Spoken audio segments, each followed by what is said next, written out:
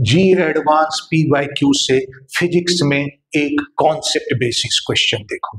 तो देखो तुम्हें यह सर्किट दे रखा है और तुम्हें बताना है कि इस 2 ओम रेजिस्टेंस से कितना करंट जा रहा होगा। तो इसके सॉल्यूशन का कॉन्सेप्ट यह है कि सेल के पॉजिटिव टर्मिनल से जितना करंट निकलता है वह सारा करंट सेल के निगेटिव टर्मिनल में एंटर करना चाहिए।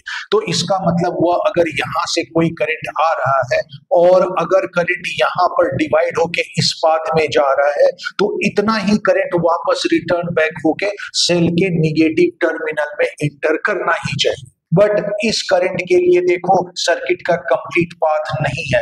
यह करंट के लिए कोई रिटर्निंग पाथ है ही नहीं जिससे वह रिटर्न होके इस सेल के निगेटिव टर्मिनल में आ सके।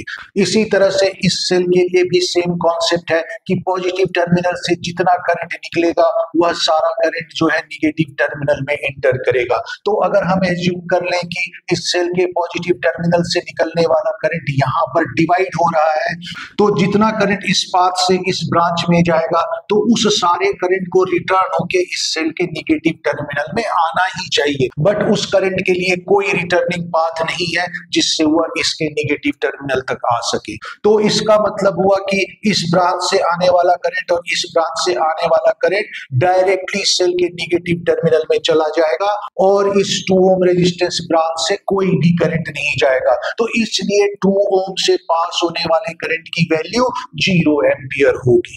तो ए इसका करेक्ट ऑप्शन है।